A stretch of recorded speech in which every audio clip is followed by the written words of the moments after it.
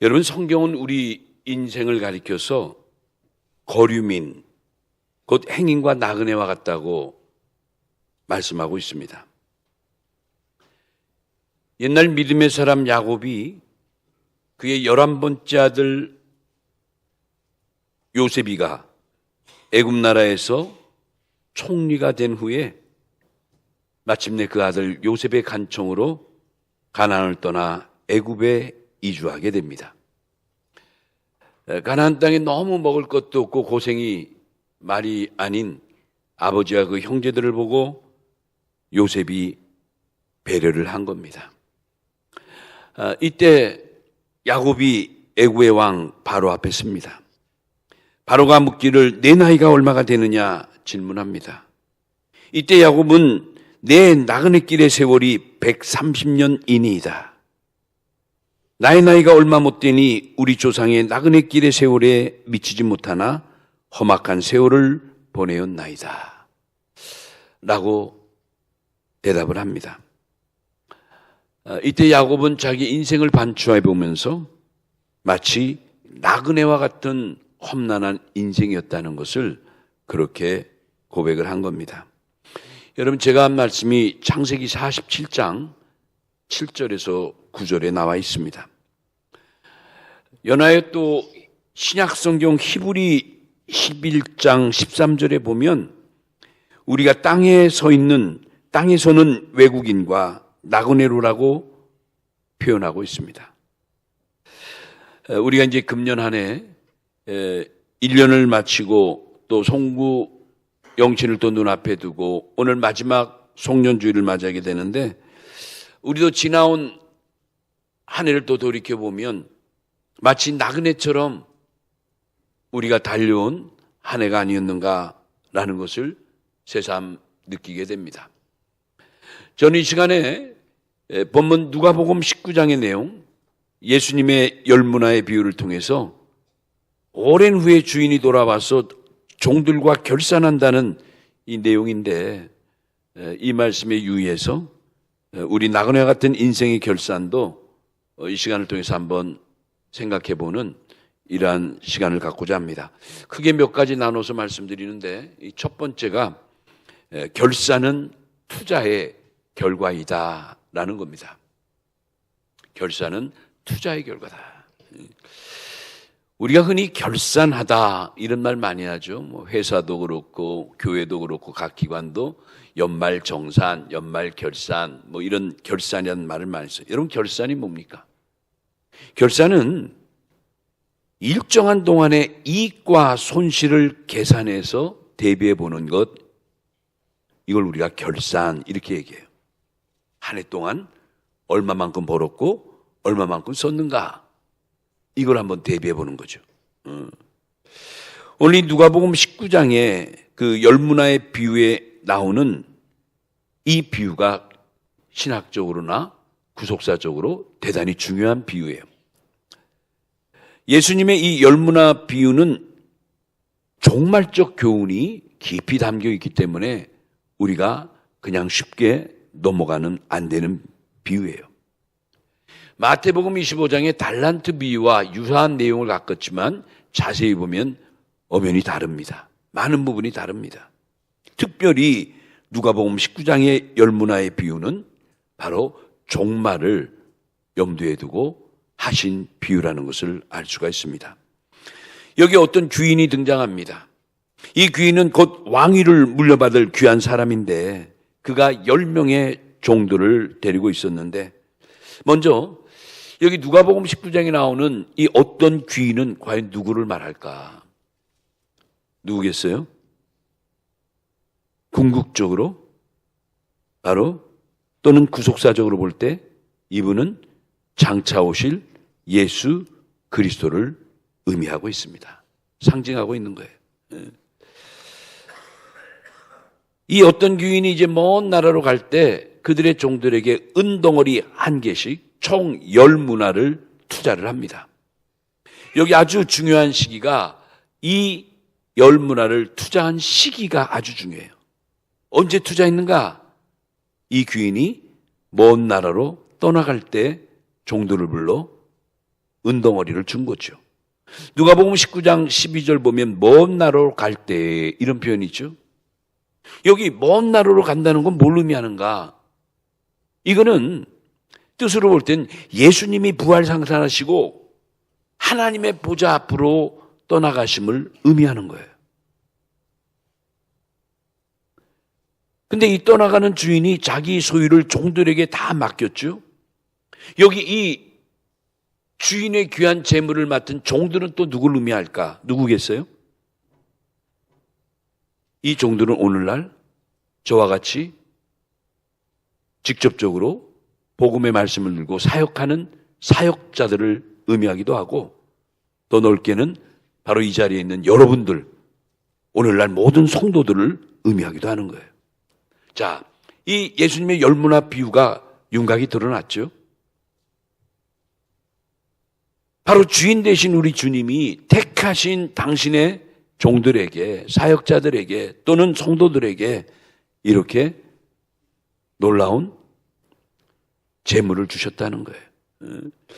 우리들은 그러니까 한마디로 주인에게 한없는 생명의 빚을 지고 사는 사람들이죠.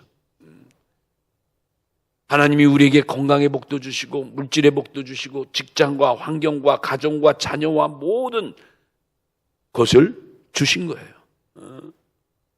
근데 이 한문화 비유의 아주 중요한 것은요, 또 이 달란트 비유와 다른 점인데, 이 주인은 그의 소유를 10명의 종들에게 한 문화씩, 이 문화라는 게 이제 은전을 말하는데 은덩어리를 동일하게 맡겼어요. 10명의 종들에게 한 문화씩, 은 한 덩어리씩 동일하게 맡긴 거예요.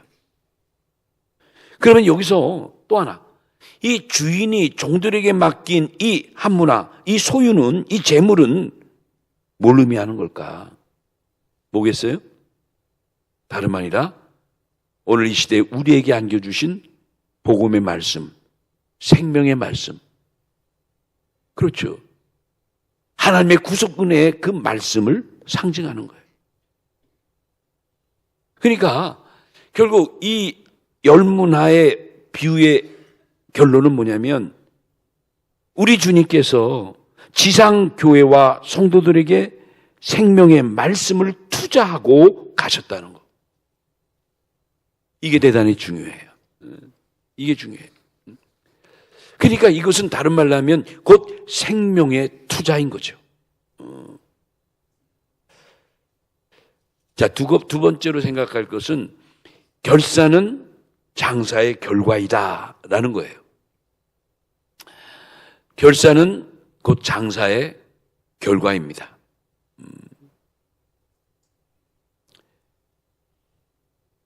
주인에게 은 한 덩어리씩 받은 두 부류의 종들은 즉시 가서 장사를 했습니다.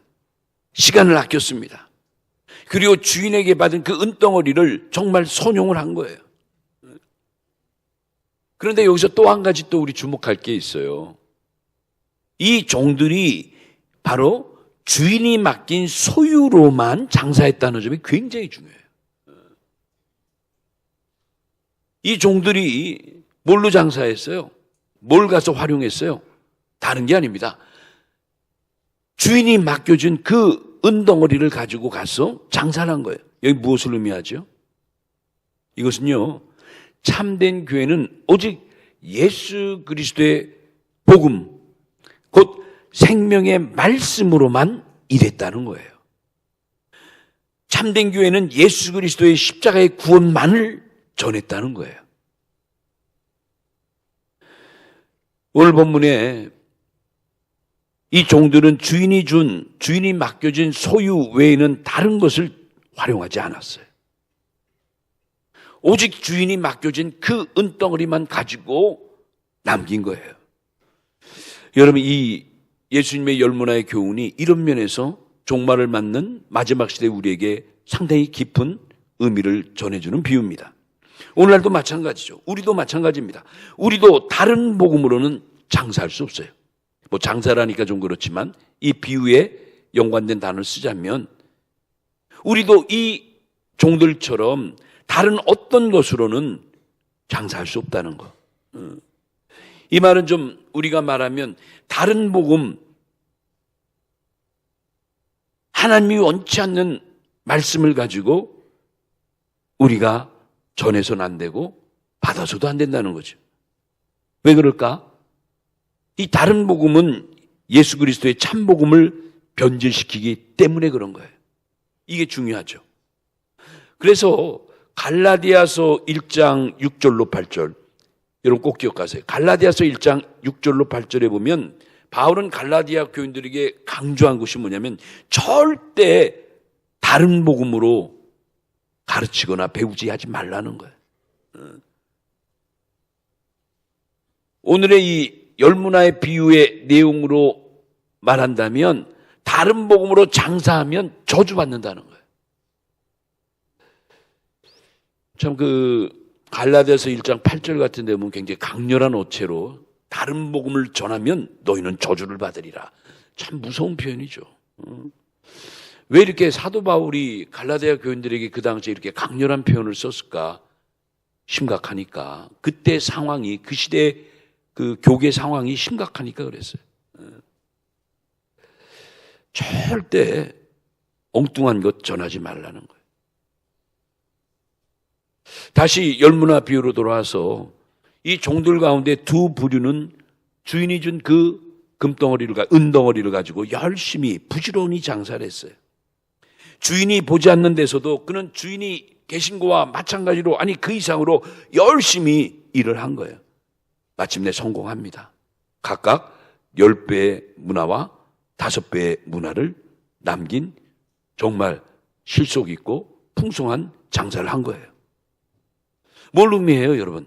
오늘 우리에게도 하나님이 이런 모든 걸 주셨는데 여러분들은 오늘 금년 한 해 우리에게 주신 이 귀한 말씀, 생명의 말씀, 이 귀한 은혜의 말씀을 가지고 과연 우리는 어떠했는가? 한 해를 한번 돌이켜 보세요.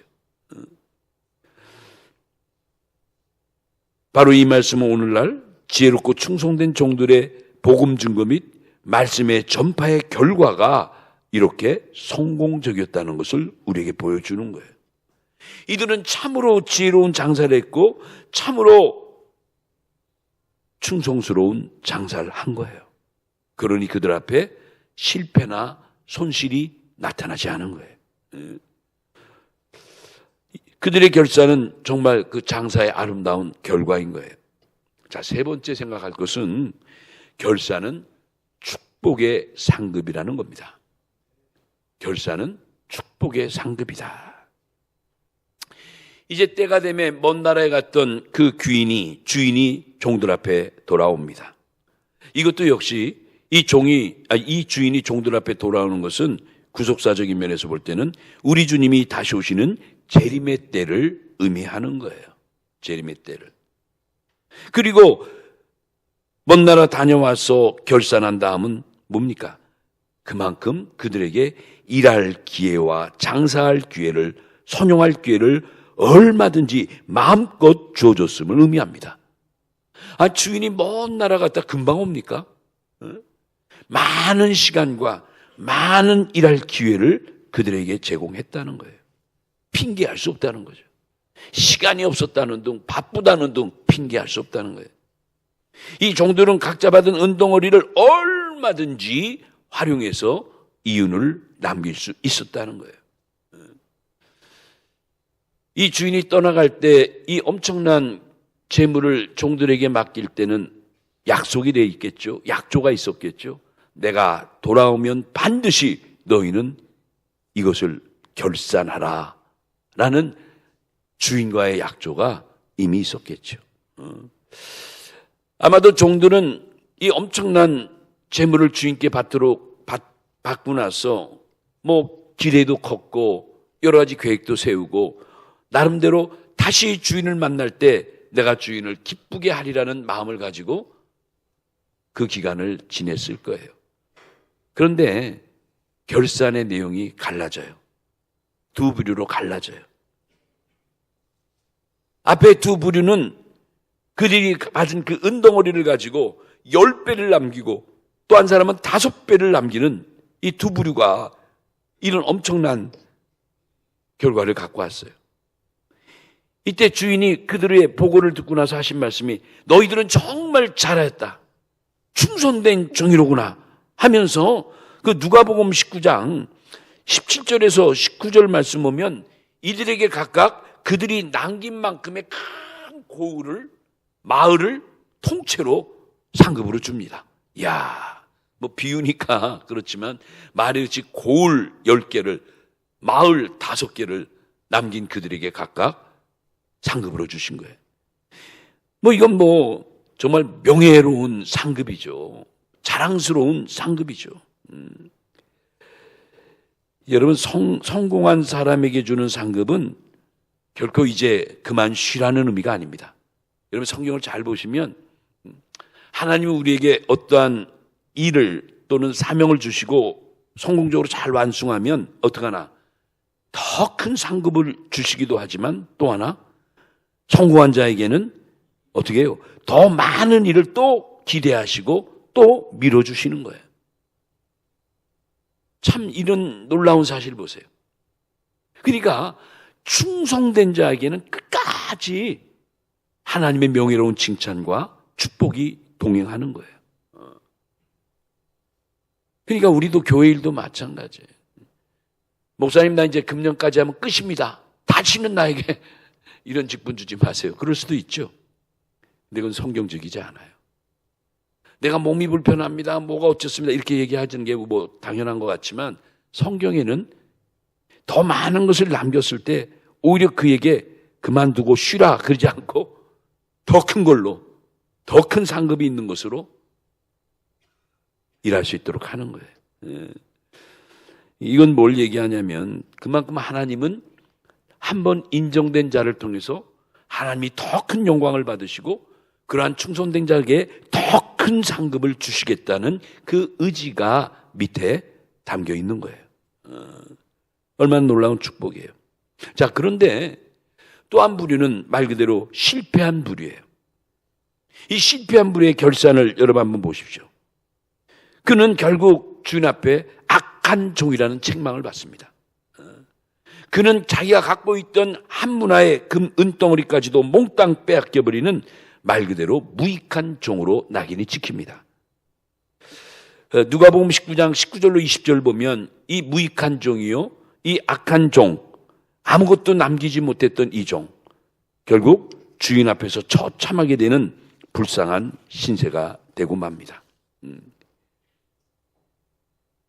사랑하는 성도 여러분, 우리가 생각하면 생각할수록 정말 세월은 빠르게 한이 없습니다. 금년 한 해도 벌써 마지막 주일, 송년주일을 맞게 됐어요. 이제 3일 후면 금년호도 2024년도 역사의 뒤안길로 사라져 버립니다. 이와 같이 우리 하나님이 창조하신 이 피조의 세계는 유한한 세계라는 것을 또 이 날짜의 흐름과 연대의 흐름을 통해서 느껴볼 수 있는 거죠. 많은 사람들은 한 날의 결산을 그날 밤에 합니다. 한 달의 결산은 월말에 합니다. 그리고 1년의 결산은 연말에 하게 됩니다. 이렇게 한 날과 한 달과 1년의 마지막 날이 우리에게 존재하는 것은 무슨 의미가 있을까? 하나님이 왜 우리에게 시작과 끝이 분명하게 있다는 것을 알게 해주셨을까? 그것은 바로 우리에게 태초와 종말이, 창세와 마지막 때가 있음을 우리의 연대를 통해서, 세월을 통해서도 가르쳐 주시는 겁니다. 그러니까 오늘이 우리가 교회에서 송년주일 52주 가운데 맨 마지막 주일, 하루에서 주일을 지키는 것은 올해의 끝이라는 거죠. 여러분, 왜 우리가 송년주일을 지정하고 왜 송년주일을 지키죠? 하나님이 여러분과 저에게 세월의 끝맺음을 잘하라고 송년주일을 주신 거예요. 한 해를 잘 반추해보고 뒤돌아보고 잘한 것과 못한 것을 결산해 보라는 거예요. 문제는 연초해 주신 하나님 앞에 얼마나 내가 받았는가가 중요한 게 아니라 얼마나 장사하여 지금 얼만큼 남겼느냐가 중요한 거예요. 금년 안에도 우리가 너무 우리를 과소평가하고 자포자기하고 뭐 불평, 불만 여러 인유로 인해서 하나님께 받은 엄청난 그 한 문화의 은덩어리를 우리도 이 지혜롭지 못하고 책망받은 종처럼 그냥 수건에 싸매어 두고만 있지 않았는가? 한번 생각해 봐요. 금년 초에 우리 모두에게 하나님께서 우리 교회는 매해 첫 달 두 번째 주일이 청지기 직분주일로 해서 그의 모든 재직들을 명하고 다시 한번 충성을 다짐하고 이렇게 힘차게 출발했는데 이제 한 해를 마감하는 송년주일날 돌이켜볼 때 여러분 어때요? 혹시 여러분에게 주신 하나님의 그 은덩어리, 상징적이지만 우리에게 주신 이 모든 은혜와 또 직분과 환경에 대해서 마치 이 지혜롭지 못한 종처럼 그냥 수건에 싸매어 두고 있는 이런 우매한 모습을 내가 재현하고 있지 않는가 한번 생각해 보자는 거예요. 우리는 정말 하나님의 너무 크신 사랑을, 생명의 빛을 너무 많이 지고 살아왔어요. 이제 우리는 하나님이 주신 모든 것을 믿음으로 잘 활용하면 반드시 이런 엄청난 축복이 기다리고 있다는 거. 우리 모두가 다 오늘 주인에게 칭찬받았던 이 종들처럼 이들의 간증이, 우리들의 간증이 되는 복된 역사가 있어야 될 줄로 믿습니다. 사랑하는 성도 여러분, 건강도요, 잘 쓰면 더 건강해져요. 어제 제가 그 기사를 보니까 60대, 70대 나이인데 건강 지수로 30대, 40대의 나이를 유지할 수 있는 비결을 봤어요. 제가 시간상 뭐 내용은 잘 말씀드릴 수 없지만 저도 그렇게 이제 열심히 하려고 그래요. 야, 60, 70대인데 열심히 그런 운동을 하고 그렇게 음식을 먹고 하면 적어도 30, 40대의 건강을 유지할 수 있대요. 여러분, 건강도 우리가 지혜롭게 잘 쓰면 오래오래 건강하게 살 수 있는 거예요. 이런 물질도요, 돈도 지혜롭게 올바르게 정말 선하게 쓰면 하나님이 반드시 때가 되면 채워주시는 거예요. 여러분, 이거 믿으시기 바랍니다. 그래요. 하나님이 지금도 우리에게 너의 한때가 기다리고 있다고 하신 말씀을 기억하고 우리는 낭망치 말고 열심히 기도하는 우리 모두가 되어야 될 줄로 믿습니다. 그래야 되는 거예요. 아버지께서 맡겨주신 교회 직분도 마찬가지예요. 힘들고 어려도 우리가 최선을 다해서 잘 선용하면 생각밖에 내 직분을 통해서 온 이웃과 교회에 잔잔한, 그렇죠, 은혜와 기쁨이 되는 거예요. 나가서 하나님이 기뻐하시는 모습이 되는 거예요. 이것이 곧 성경적인 아름다운 결산이라고 말씀드릴 수가 있습니다. 사랑하는 성도 여러분, 저는 오늘 송년주일 이제 말씀을 마치려고 합니다. 이제 하나님이 우리에게 주신 작은 것부터 큰 것까지, 보이는 것부터 보이지 않는 곳에 이르기까지, 안에서부터 밖에 있고까지, 육신의 것들로부터 영적인 것들에 이르기까지, 이 모든 것을 다시 한번 우리가 하나님 앞에 올바르게 드려지고 올바르게 인정되어지는 아름다운 결산을 기억하면서 살아가는 인생, 그게 바로 복된 인생이라는 것을 다시 한번 깨닫게 됩니다. 오늘 송년주일을 맞이해서 금년 한 해를 이렇게 은혜 가운데 지내고 마지막 주일 교회 앞에 와서 우리에게 하나님 앞에 예배할 수 있다는 것만 해도 얼마나 감사한 겁니까? 아쉽고 안타깝지만 금년 한 해 연초에 우리와 함께 한 해를 다짐하고 결심했던 분들 가운데 벌써 예상치 못하게 우리 곁을 떠난 분들이 또 있지 않습니까? 교회 말고 우리 많은 주변에도 보면 금년 한 해도 전혀 예상치 못한 엄청난 일들이 얼마나 많이 발생했습니까? 뭐 다른 것보다도 우리나라만 해도 연초에 지난 여름에도 이런 거 전혀 몰랐죠. 정말